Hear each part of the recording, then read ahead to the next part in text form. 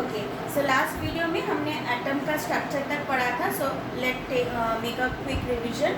Atom का structure क्या होता है? बीच में एक न्यूक्लियस होता है जिसमें प्रोटॉन्स एंड न्यूट्रॉन्स होते हैं. Protons are positively charge, neutrons have no charge. और इलेक्ट्रॉन्स जो होता है ऑर्बिट में चारों तरफ, न्यूक्लियस के चारों तरफ वो घूमता रहता है. ठीक है, और इनको एनर्जी शेल्स भी बोल सकते हैं हम लोग. Energy shells.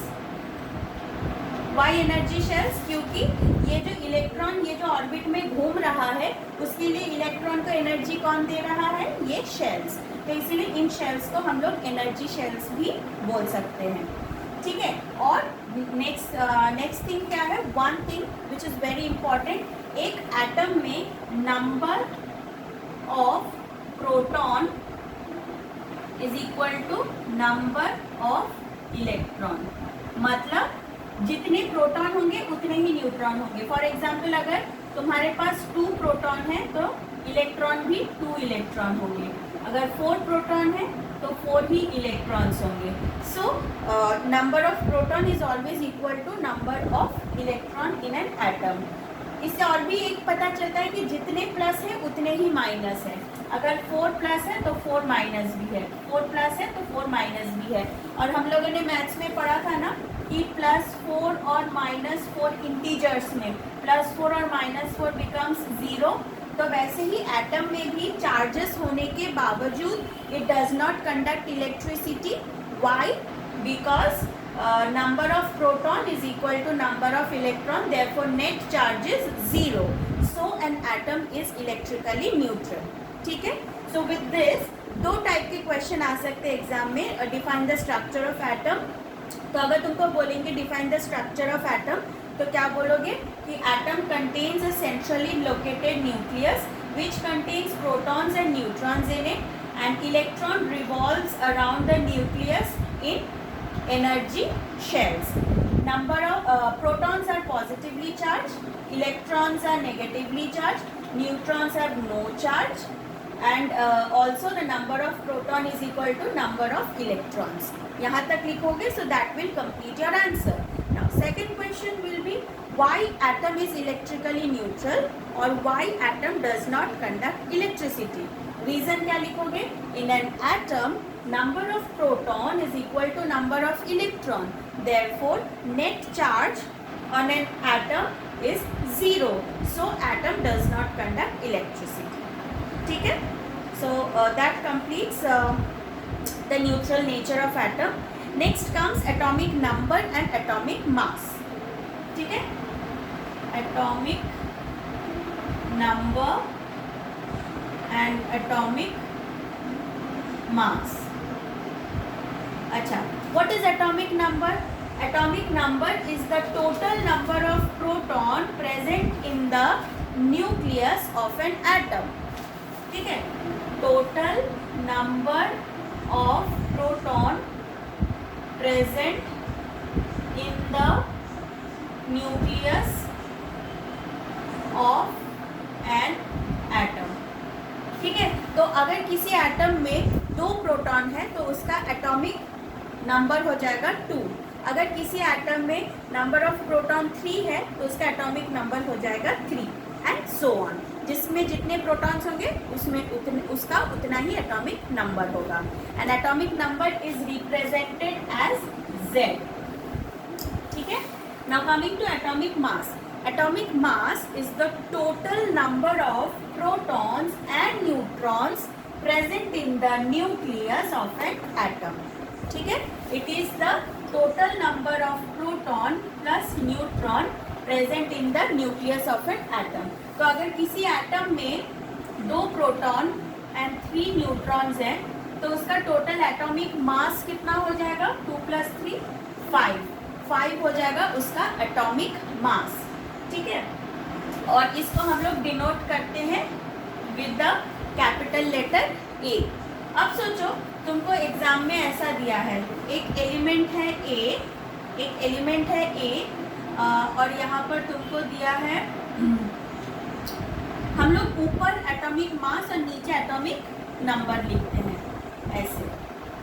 we represent atomic mass and atomic number in this way, where A is the element, Z is the atomic mass, A is the atomic number. Oh, I'm so sorry.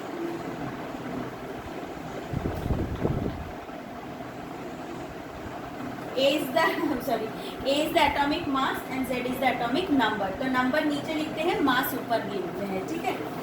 ये है element, ये है मास और ये है number.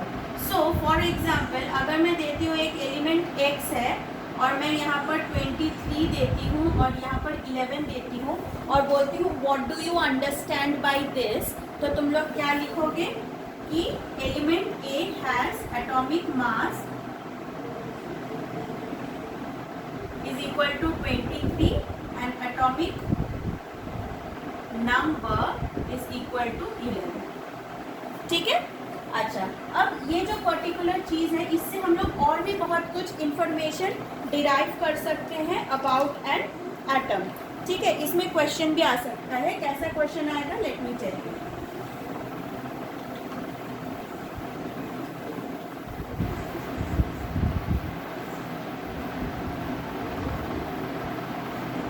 Okay, जैसे यहाँ पर एक एलिमेंट है A, एटॉमिक मास उसका 23 है और एटॉमिक नंबर 11 है. तो इससे मैं क्या क्या पता कर सकती हूँ.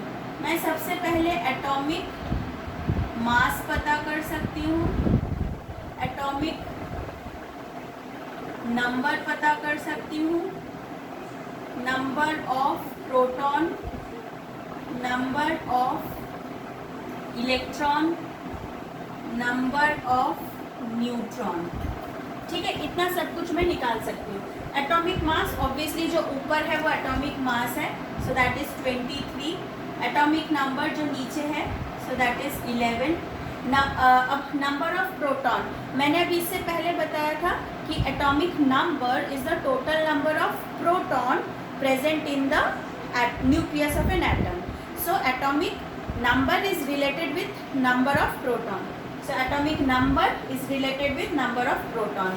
तो ये अगर 11 है तो ये भी 11 हो जाएगा. We also know that number of proton is equal to number of electron. तो ये अगर 11 है तो ये भी 11 हो जाएगा. तो number of neutron हम कैसे निकालेंगे, हम लोग करेंगे 23. टोटल 23 क्या आता है, what is atomic mass? It is the sum of proton plus neutron. तो प्रोटॉन का नंबर तो हमको पता है विच इज़ 11. तो प्रोटॉन प्लस न्यूट्रॉन में से अगर प्रोटॉन का नंबर मैं माइनस कर दूं तो मुझे न्यूट्रॉन मिल जाएगा. So I can simply write it as 23 minus 11 which is equal to 12. So इस एटम में कितने न्यूट्रॉन्स हैं, 12 न्यूट्रॉन्स हैं. ठीक है. अच्छा, now next topic is very important topic which is electronic configuration. So इसको ध्यान से सुनो. ठीक है. इसको कॉपी कर लेना बिकॉज ऐसा वाला सम एग्जाम में आएगा.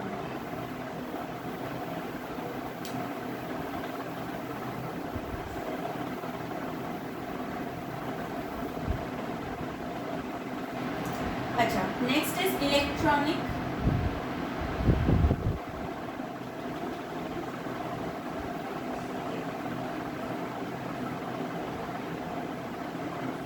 Now what is electronic configuration? Electronic configuration is the arrangement of electrons around the nucleus.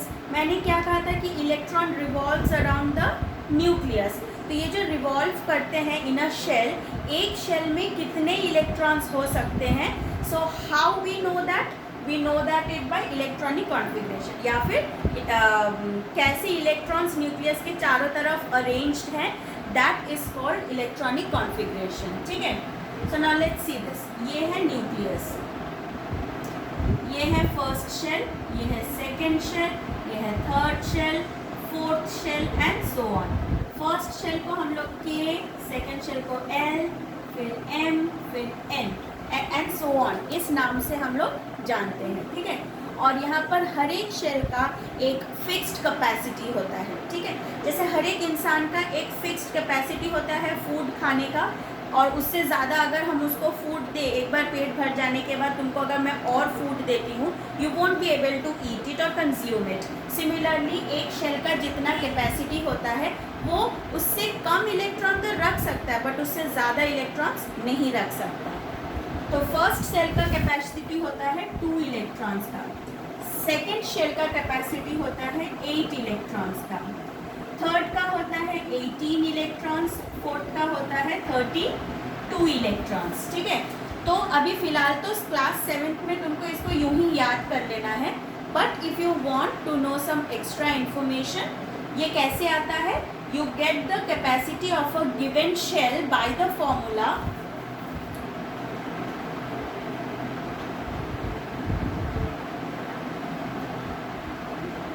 by the formula 2n square, where n is equal to number of shell। number of shell का मतलब क्या है कि अगर first shell है तो n becomes 1, अगर second shell है तो n becomes 2, अगर third shell है तो n becomes 3, and if it is the fourth shell then n becomes 4। So now let's find out the capacity of first shell।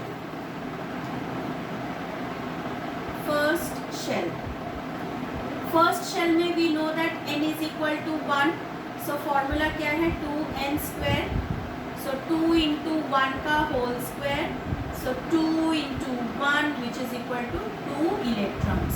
तो first shell का capacity कितना है 2 electrons का। Now second shell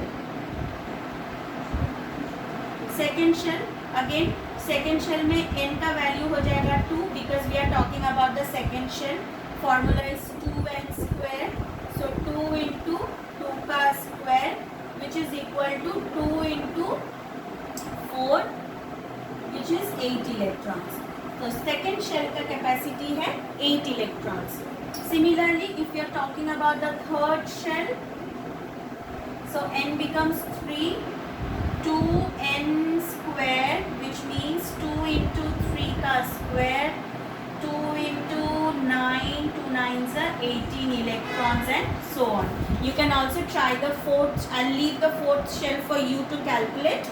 You can calculate and you'll see you'll get 32 as in its capacity। ठीक है, तो simply for now किसी 7th में किसी बुक में ये है ये रूल और किसी बुक में नहीं है, सिंपली तुमको ये याद कर लेना है। ठीक है, सो अगर है तो कर लो, नहीं है फिर भी कर लो, I would suggest, because extra knowledge is always good. Okay, now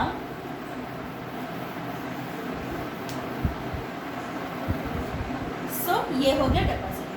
अब हम देखेंगे कि इलेक्ट्रॉन्स को कैसे अरेंज किया जाता है। फॉर एग्जाम्पल अगर मैं बोलूँ कि you have number of electrons, मैंने तुमको दिया है 5 इलेक्ट्रॉन्स, यू हैव 5 इलेक्ट्रॉन्स। सो अगर किसी एटम में 5 इलेक्ट्रॉन्स है तो वो किस तरीके से अरेंज्ड होगा, लेट्स सी। ये न्यूक्लियस है, फर्स्ट शेल का कैपेसिटी कितना है 2 electrons, so out of 5 2 electron goes into the first shell, तो 5 में से 2 चला गया, बचा 3, so those 3 electrons will move into the second shell. तो इस एलिमेंट इस एटम ए का कॉन्फ़िगरेशन क्या होगा 2,3। ठीक है, अच्छा उसके बाद एक एटम है बी, लेट्स से इसके बाद इसके पास नंबर ऑफ इलेक्ट्रॉन्स कितने हैं, लेट्स से 12 है, इसके पास 12 इलेक्ट्रॉन्स है। ठीक है, ये जो एटम बी है इसमें लेट्स से 12 इलेक्ट्रॉन्स है, तो इसके एटम में किस तरीके से वो अरेंज होगा, we know that for out of 12 first shell can hold only 2 electrons. ठीक है, तो 12 में 2 चला गया, बचा 10, 10 में सेकेंड शेल का कैपेसिटी है 8, so out of 10 electrons only 8 electrons second shell hold कर सकता है, तो बचा 2, those 2 electron will move into the third shell. ठीक है, तो डी का इलेक्ट्रॉनिक कॉन्फ़िगरेशन क्या हो गया 2,8,2। ठीक है, अच्छा अब और एक चीज़ मुझे तुमको बताना है कि एक्सेप्ट द फर्स्ट शेल, अगर सेकेंड थर्ड फोर्थ कितना भी हो, उसका कैपेसिटी चाहे जितना भी हो, बट अगर वो लास्ट शेल है तो that can not hold more than 8 electrons in it. ठीक है, फॉर एग्जाम्पल लेट्स से एक एलिमेंट सी है और उसमें नंबर ऑफ इलेक्ट्रॉन्स कितने हैं, 20 है, 20 है। ठीक है, so how you will do the configuration. Let's say ये न्यूक्लियस है, फर्स्ट शेल का कैपेसिटी 2 इलेक्ट्रॉन्स है, सेकेंड शेल का कैपेसिटी 8 इलेक्ट्रॉन्स है, 10, थर्ड शेल का कैपेसिटी कितना है, 18। ठीक है, सो अकॉर्डिंग टू दैट 2, 8 और इसमें अगर मैं 10 डाल दूँ तो हो गया 2 + 8 10 + 10 20, but this is wrong. Why? Because यहाँ पर लास्ट शेल क्या है, थर्ड शेल। ठीक है, जब भी किसी एटम में जो लास्ट शेल होता है उसका कैपेसिटी चाहे जितना भी हो, it can not hold more than 8 electrons in it. I am repeating myself once again, in an atom except the first shell, ठीक है, कोई भी शेल हो और उसका कैपेसिटी चाहे जितना भी हो, ठीक है, 8 और मोर than 8, it cannot hold more than 8 electrons in it. जैसे इसका capacity is 18, so according to the capacity it can definitely hold 10, but that is wrong. Why? Because since it is the last shell, being a last shell, it cannot hold more than 8 electrons, though its capacity is 18. ठीक है? So this is wrong. So how we will correct it? ये nucleus है, first shell में 2 electron, second shell में 8 electron, सो 10 हो गया, बचा 20 में 10 हो गया, बचा और 10 इलेक्ट्रॉन्स, तो 10 तो इसमें आएगा नहीं, it can hold only 8 electrons, so I put 8 here, and जो 2 बचेगा वो नेक्स्ट शेल में चला जाएगा। So the configuration of atom C is 2 8 8 2। ठीक है, अच्छा, अब इसके बाद हम 2 नया वर्ड पढ़ेंगे, that is valence shell and valence electron.